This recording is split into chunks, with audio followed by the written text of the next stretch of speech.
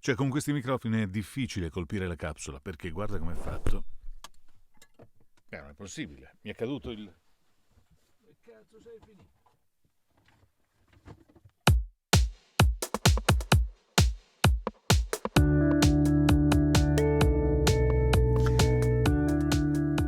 Shure SM7B. Questo microfono è una leggenda. Legendary, e d'altra parte c'è sul titolo Legendary Vocal Microphone, microfono leggendario per la voce. Sì, cardioide e dinamico. Questo costa 4 volte di meno, ti arriva esattamente così com'è, non c'è spugna attorno, non ci sono orpelli aggiuntivi e d'altra parte suona anche lui. Suonerà uguale? Sarà lo stesso tipo di microfono? Avrà un suono che ti soddisface, darà soddisfazione?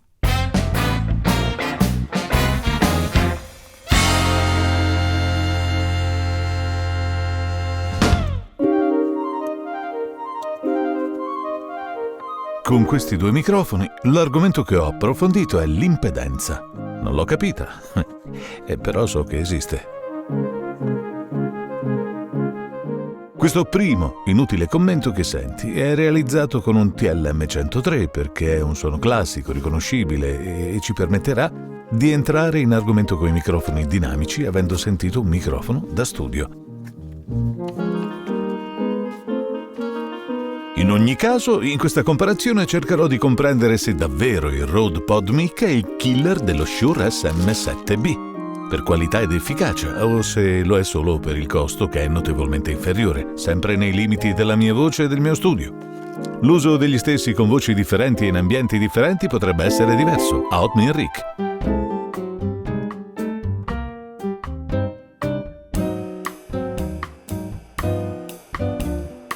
Dove cazzo è che si vede? Si vede qua?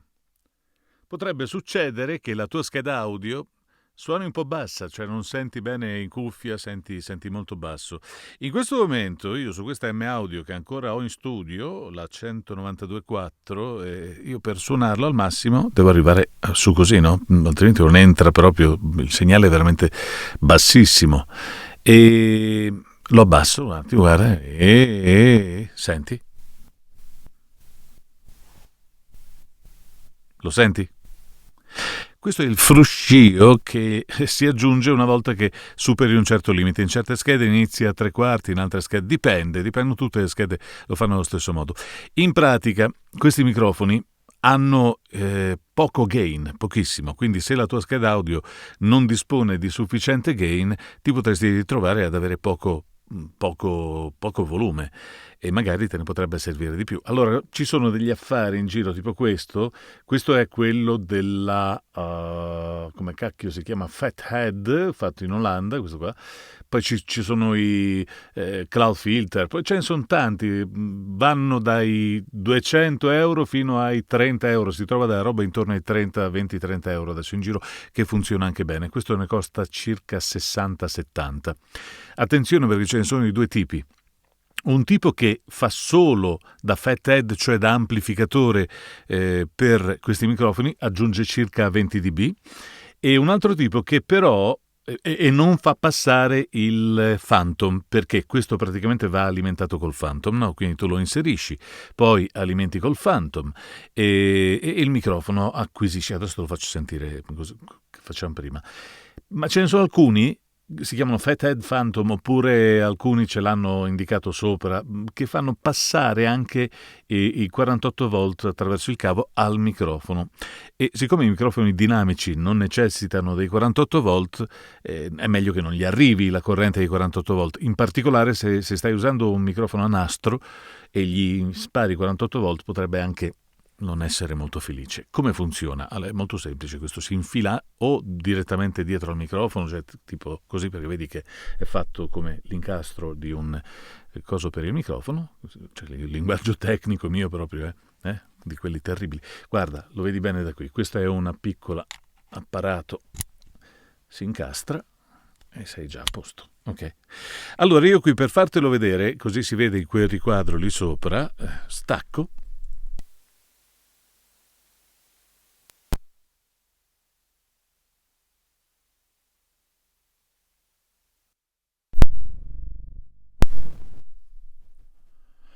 Voilà, eccolo.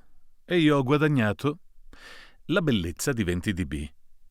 Tra l'altro, ho come l'impressione che soffi meno. Non lo so, adesso posso dar su al gain, sì. Guarda, arrivo a 3/4 e io ho già il volume sufficiente per registrare. Direi piuttosto bene, posso andare anche più su. E poi qui dopo entra il difetto del coso. Quindi con questo guadagni... No, sono già tranquillamente a livello. E così ho risolto il problema della mancanza del gain sui microfoni dinamici. Fathead, Cloud Filter, tutta quella roba lì. È tutta roba che ti può servire. Va alimentata a 48 volt, bisogna scegliere la versione che non manda il Phantom a sua volta attraverso il cavo al microfono. Perché esistono anche microfoni o per amplificatori o mixer, per esempio, che devono alimentare magari un microfono standard a condensatore, ma il livello di gain è talmente basso che può essere utile aumentarlo di altri 20 dB. Quindi questo è un preamplificatore. Ok, adesso lo spengo perché dobbiamo occuparci di questo bel microfono.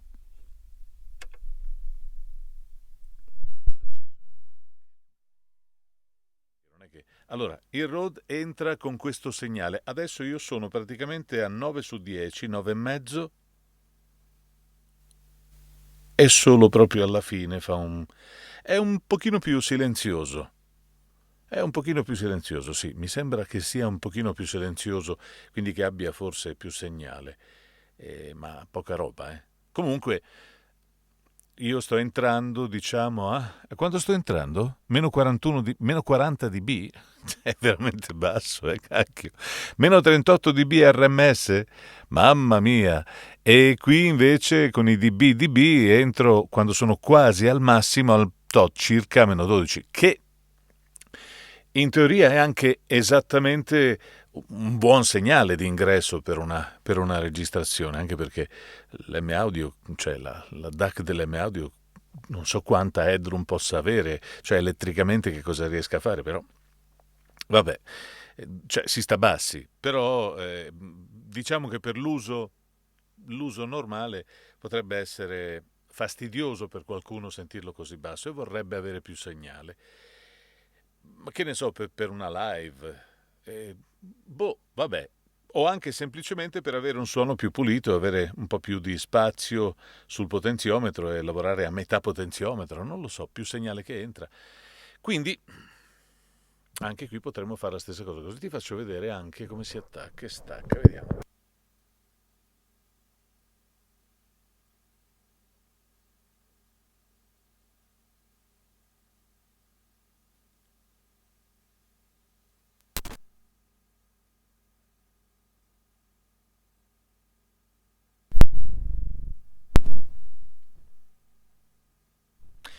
Eccolo qui, eccolo qui, eccolo qui, eccolo qui.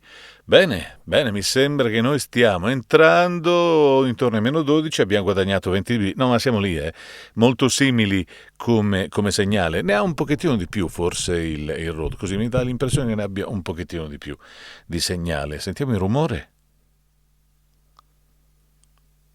Sì, anche come rumore di fondo forse su questa M-Audio in modo particolare sembra che ne dia un po' meno.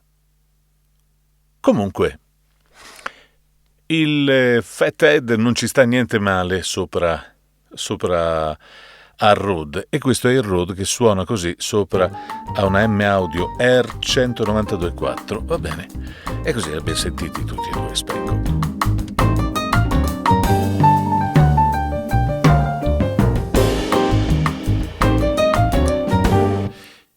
Impedenza. Ohm. E che vuol dire?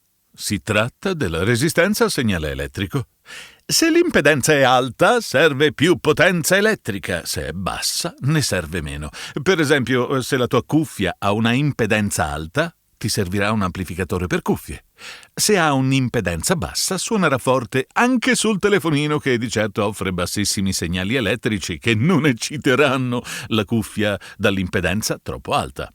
cuffia con impedenza bassa invece sì, quella si accenderebbe anche con la corrente di un panno in pile. Con questo video approfondisco così un argomento che avevo inavvertitamente sfiorato quando ho provato la Scarlett con 15 microfoni per fare sentire come suonavano. Non ho mai accennato all'impedenza dei microfoni, ma potrebbero offrire uno spunto di riflessione questi dati. Infatti, se abbassi l'impedenza del preamplificatore, puoi rendere il microfono più morbido.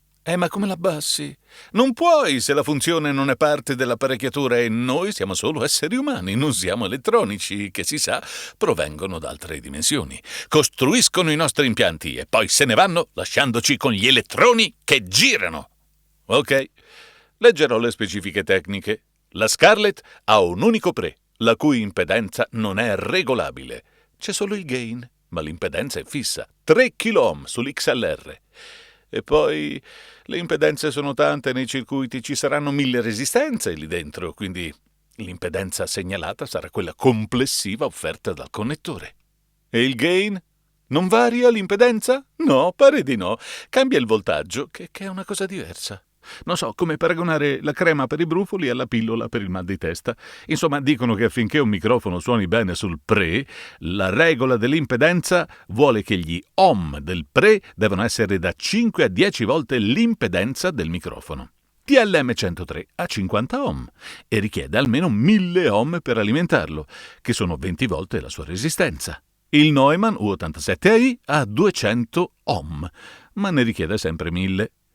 Gli elettrici vengono da altre dimensioni. No, dico, hai mai visto il simbolo di ohm? Sembra un simbolo egizio. Il bastone di ohm. Il fatto è che sicuramente non ci ho capito molto. L'impedenza, oltre che attraverso il simbolo del re egizio ohm, si esprime anche con la Z maiuscola. Low Z significa bassa impedenza. Sono equilibri tra microfono che deve essere acceso e l'apparecchio che gli manda corrente, il pre. Il giusto equilibrio farà sì che l'onda sonora passi tra gli elettroni e i neutroni senza subire distorsioni, fa anche rima. Immagina di passare in bicicletta senza un casco dentro una nuvola di api, ne usciresti ammaccato. Alcune si spatasciano in fronte, altre si aggrapperebbero alle guance, alcune si rifuggerebbero nel naso e ciù! Ed ecco il ronzio. Insomma, l'ohm è ohm e va rispettato.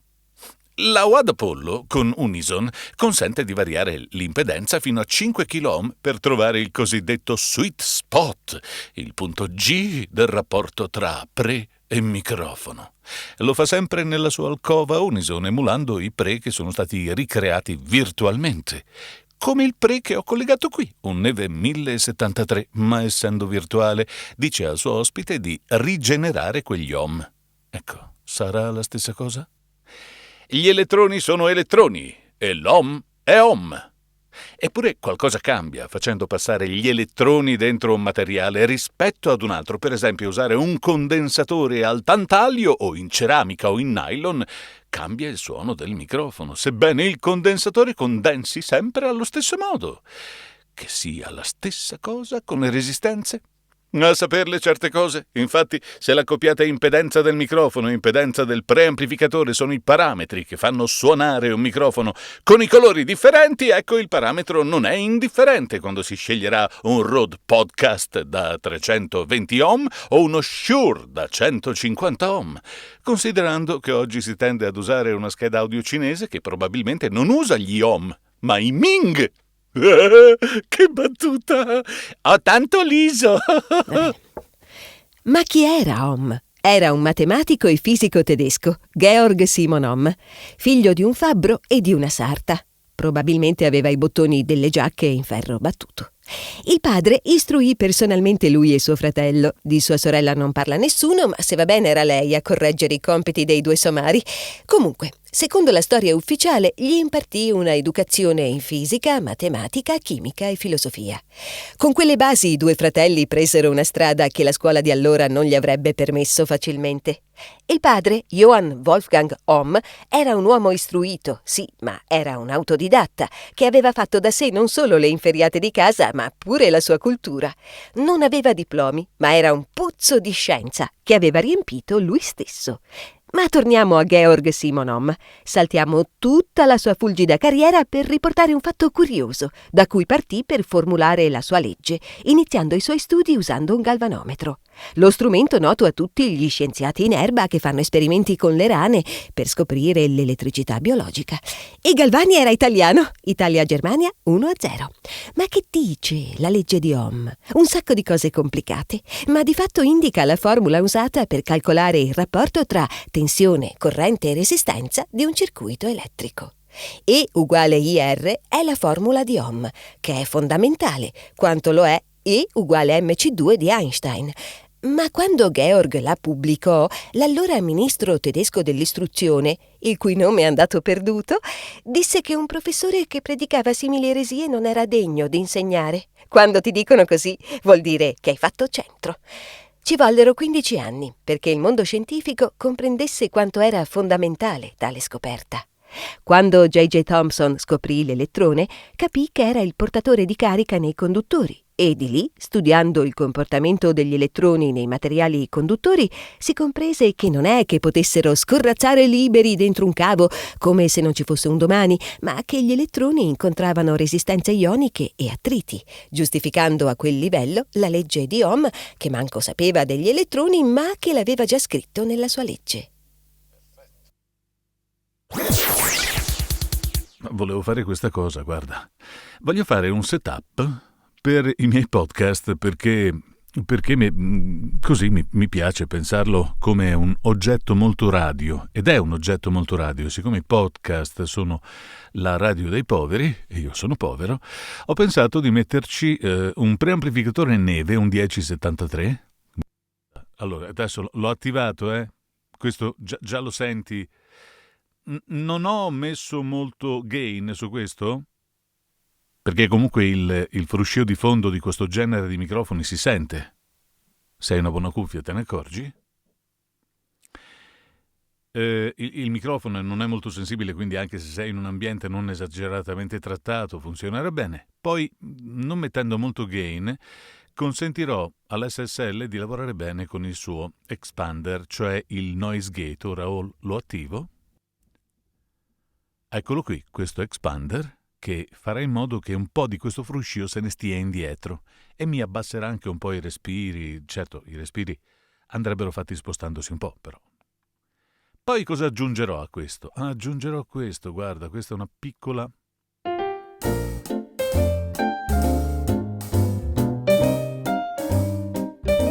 Non l'avevo considerato. Questo, che è un compressore e quindi un po' mi corregge le dinamiche e poi mi aggiusta un po' il suono come lo vorrei. L'ho addirittura stiarito un pochettino, un po' più simile a come era il vecchio SMB, non l'SM7, non l'SM7B. E poi, per concludere, gli do un tocco vintage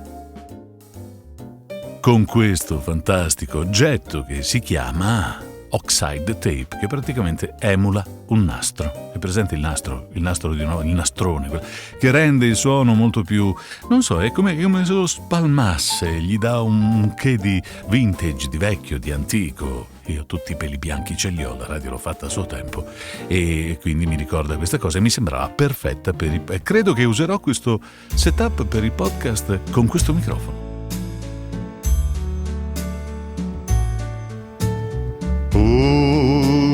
Ora sai, uno lo amerai,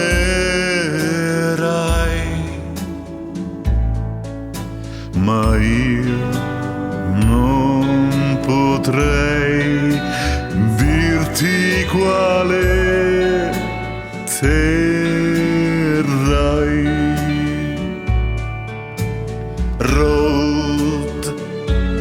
Oh, sure, dirti non saprei, ed io mai potrei dirti quale amerai. Suonano così, già lo puoi sentire, alza un po' quel gain, resta poco da dire. Take my hand, take my whole life too, for I can't help falling in love with you. Gli americani che mi sentono diranno delle cose strane. Comunque, questo è un altro Shure, SH55, quello che usava Elvis, proprio quello, hai capito? Cioè non è il suo, proprio il suo, però. Ti ho confuso adesso? Non sai più che cosa fare? Lo so, è dura la vita. Però questa non era una gara, quindi se ti piace un microfono e te lo puoi permettere, puoi farlo. Se preferisci l'altro e non te ne frega niente, che suoni un po' più brillante, anzi ti piace, puoi farlo. Se vuoi prenderti il microfono di Elvis, puoi farlo. E puoi farci karaoke, pensando di essere... No, Elvis no, perché non è che gli sia andata tanto bene. Vabbè, grazie. Buonanotte. And I can't help. YouTube si incazzerà da morire perché ho usato questa base e ho fatto sto karaoke, vero? Mi romperei i coglioni a morte. Cosa non si fa per l'arte?